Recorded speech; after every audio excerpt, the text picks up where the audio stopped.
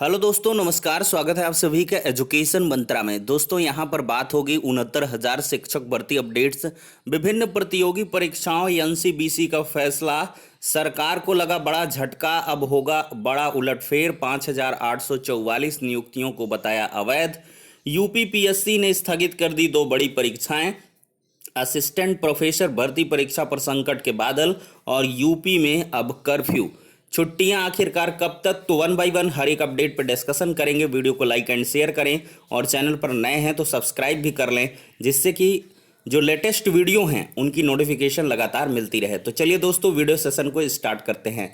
दोस्तों यहाँ पर आप लोग देख रहे होंगे कोरोना को लेकर लगातार भयावह स्थितियां बनती हुई चली जा रही हैं और इन्हीं को मद्देनजर देखते हुए यहाँ पर उत्तर प्रदेश लोक सेवा आयोग ने 2 बड़ी परीक्षाओं को स्थगित कर दिया है।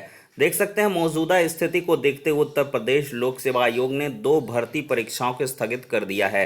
दोनों परीक्षाएं मई में प्रस्तावित थीं। प्रधानाचार्य श्रेणी 2, उप प्रधानाचार्य, सहायक निदेशक स्क्रीनिंग परीक्षा 2019 23 मई को प्रस्तावित थी। इसमें 8,194 आवेदन हुए हैं। सम्मिलित राज्य कृषि सेवा प्री परीक्षा 2020 30 मई को प्रस्तावित थी। इसमें 73,792 अभ्यर्थियों ने आवेदन कर दिया था। तो 2 परीक्षाएं स्थगित होने से पीसीएस 2021 के टलने के आसार नजर आने लगे हैं। 13 जून को प्रस्तावित इस परीक्षा को स्थगित करने की मांग लगातार अभ्यर्थी कर रहे हैं। इस भर्ती में 7 लाख के करीब आवेदन हुए हैं। अभ्यर्थियों की संख्या अधिक होने के कारण शारीरिक दूरी मानक का पालन हो पाना असंभव है, इसमें मुश्किल लिखा है। तो दोस्तों यहाँ पर देखा जाए तो पीसीएस 2021 प्री के एग्ज़ाम के जो पोस्टपोन के लिए लगातार अभ्यर्थी प्रयासरत हैं, उनका प्रयास अवश्य सफल होगा। यहाँ पर एग्ज़ाम पोस्टपोन करने में कोई बड़ी समस्या नहीं होनी चाहिए, क्योंकि कोई प्रोटोकॉल यहाँ पे पालन में हो ही नहीं सकता है। इतने ज़्यादा स्टूडेंट्स हैं, कोरोना का संक्रमण चरम पर है। मई जून 2 महीने एग्ज़ाम ना करवाए जाएं, इनमें अभ्यर्थियों को वर्क फ्रॉम होम करिए, आप घर पे बैठ के अपनी तैयारी करिए बढ़िया से। फिर जुलाई से अपना दुनिया होगा, जहां होगा खूब एंजॉय करिए, एग्ज़ाम दीजिए। ये सारी की सारी चीज़ें होनी चाहिए। लेकिन अभ्यर्थियों का भी कुछ मोटो क्लियर नहीं रहता। उनके द्वारा कभी कहा जाता है कि नहीं भाई एग्ज़ाम होना चाहिए, बिल्कुल होना चाहिए, और फिर कहते हैं नहीं भाई नहीं होना चाहिए। तो इसमें थोड़ा सा मैंने जो आपको शुरू से चीज़ें बताई थी उनके अकॉर्डिंग चीज़ें यहाँ पे वेरी होनी चाहिए। देख सकते हैं असिस्टेंट प्रोफेसर की भर्ती परीक्षा का भी संकट के बादल हैं। 2003 पदों पर भर्ती के लिए 26 मई से प्रस्तावित है परीक्षा। कोविड के लगातार बढ़ रहे मामलों के मद्देनजर परीक्षा टालने की तैयारी में यूपीएचईएससी। तो प्रदेश के अशासकीय महाविद्यालयों में असिस्टेंट प्रोफेसर के 2003 पदों पर भर्ती के लिए 26 मई से प्रस्तावित लिखित परीक्षा पर संकट के बादल मंडरा रहे हैं। कोविड-19 लगातार बढ़ रहे मामलों के मद्देनजर उत्तर प्रदेश उच्चतर शिक्षा सेवा आयोग किसी भी दिन परीक्षा स्थगित करने का निर्णय ले सकता है और लेना भी चाहिए। वहीं पर देखा जाए दोस्तों तो सियासी दलों की मांग, कोरोना से मृत कर्मियों के आश्रितों को मिले 50 लाख।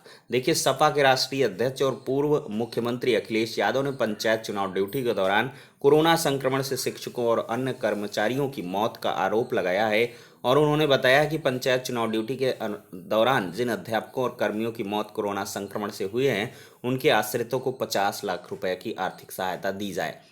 वहीं पर मृतक शिक्षकों के परिवार को मिले मुआवजा। प्रदेश की जो कांग्रेस की महासचिव प्रियंका गांधी वाड्रा हैं, इनके द्वारा भी 500 शिक्षकों की मृत्यु की खबर को दुखद बताया गया है और यहाँ पर रालोद ने भी उठाई मांग कि जो है पंचायत चुनाव ड्यूटी के दौरान शिक्षकों पर 50-50 लाख रुपए का मुआवजा मिलना चाहिए। चुनाव ड्यूटी में कोरोना से जान गंवाने वालों के आश्रितों को मिले 1 करोड़, ये सभाजीत कह रहे हैं। आम आदमी पार्टी के ने चुनाव ड्यूटी के दौरान कोरोना संक्रमण से दम तोड़ने वाले सरकारी कर्मचारियों के आश्रितों को 1 करोड़ रुपए मुआवजा देने की मांग की है। तो ये सियासत गर्म है दोस्तों। और प्रदेश में कक्षा 1 से 8 तक के स्कूल 20 मई तक के लिए बंद कर दिए हैं और यहाँ पर टीचर्स वर्क फ्रॉम होम करेंगे और 20 मई से 30 जून तक स्कूलों में ग्रीष्मकालीन अवकाश रहेगा, लिहाजा अब 1 जुलाई को खुलेंगे। बेसिक शिक्षा परिषद के सचिव प्रताप सिंह बघेल ने 20 मई तक स्कूल बंद करने का आदेश यहाँ पर जारी कर दिया है। और शिक्षक, शिक्षा मित्र, अनुदेशक जो भी होंगे वो घर से अपना कार्य करेंगे, वर्क फ्रॉम होम करेंगे। देखिए, पंचायत चुनाव की मतगणना नहीं रोकी गई तो आंदोलन होगा। राज्य कर्मचारी संयुक्त परिषद ने चेतावनी दी है, चुनाव के नाम पर कार्मिकों की जान से खिलवाड़ बंद हो। अटेवा भी कार्य बहिष्कार करेगा। लेकिन यहाँ पर डरे सहमे कर्मचारी जो मतगणना की ड्यूटी है वो कर रहे हैं। और देखिएगा, मतगणना भी होगी, सब कुछ होगा। और यहाँ पर फैसला है कि यूपी में शुक्रवार की रात 8 बजे से मंगलवार सुबह 7 बजे तक कर्फ्यू रहेगा, प्रतिबंध रहेगा। हर हफ्ते 3 दिन कोरोना कर्फ्यू रहेगा। कंटेनमेंट जोन में रेस्टोरेंट, धार्मिक स्थल बंद रहेंगे। और बड़े फैसले यहाँ पर मुख्यमंत्री जी के द्वारा लिए गए हैं। हर जिले में 2-2 CHC कोविड हॉस्पिटल होंगे। गांव में अंत्येष्टि के लिए 5,000 रुपये।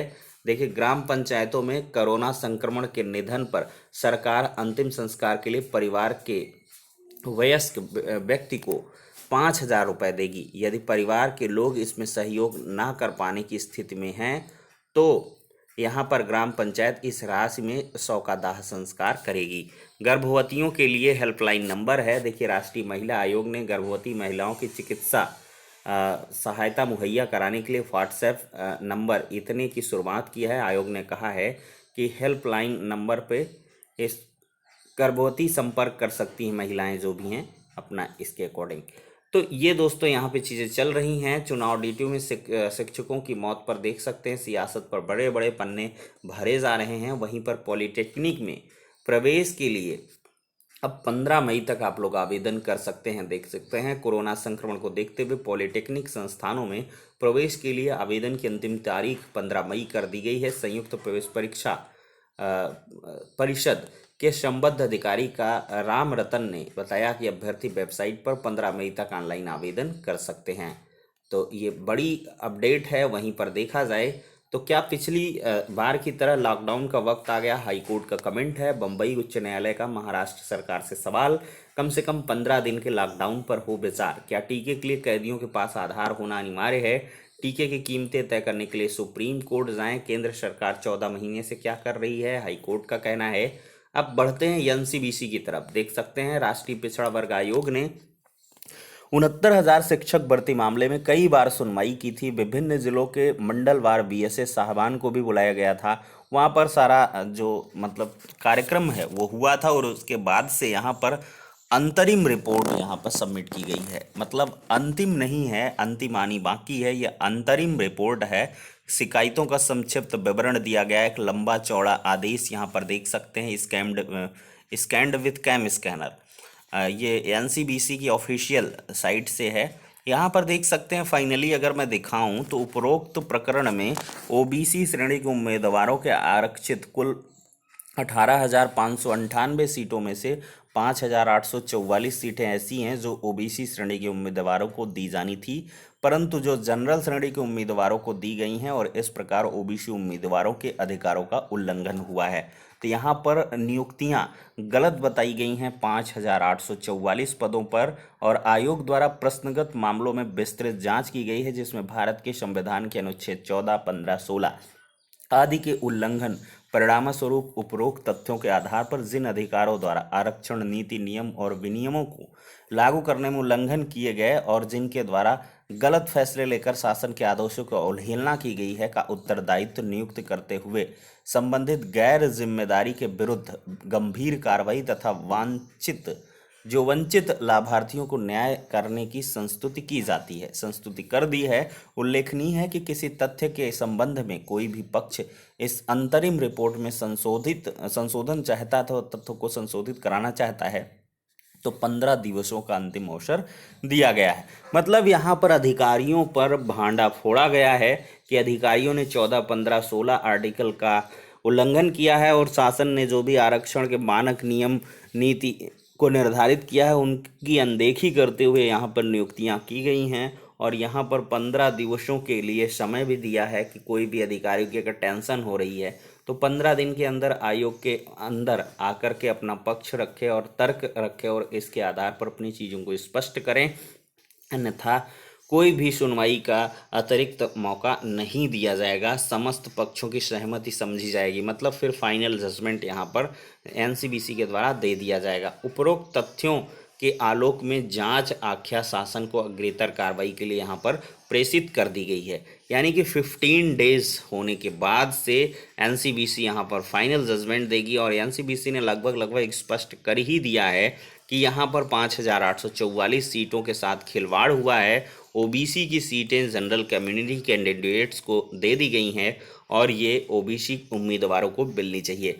अब देखते हैं दोस्तों आगे आने वाले समय में क्या कुछ होता है। गवर्नमेंट अभी तो कोरोना में व्यस्त है, लेकिन इस दौरान एनसीबीसी का ये आदेश और इस पर अमली जामा कहाँ तक संभव है ये तो जो वक्त है वही बताएगा। लेकिन फिलहाल के लिए एनसीबीसी ने एक बड़ा फैसला सुनाया है और सरकार को झटका दिया है। अब बड़ा उलटफेर हाँ तो दोस्तों देख सकते हैं कि इस प्रकार से एनसीबीसी ने बड़ा उलटफेर कर दिया है इस ऑर्डर के बाद से। हालांकि अभी फाइनल ऑर्डर नहीं आया है, लेकिन एक फाइनल ऑर्डर ही समझें। इसमें साफ तौर पर कह दिया गया है कि लगभग 5,844 नियुक्तियां यहाँ पर गलत हैं और ओबीसी की ये सीटें हैं और ओबीसी को ही मिलनी चाहिए। तो अब देखते हैं आगे आने वाले समय में क्या कुछ होता है। जो भी जिस प्रकार से भी चीज़ें घटित होंगी आप सभी को अपडेट्स लगातार प्रोवाइड करते रहेंगे रियल और ऑथेंटिक तरीके से। तो नेक्स्ट वीडियो में मिलते हैं, तब तक के लिए शुक्रिया, धन्यवाद।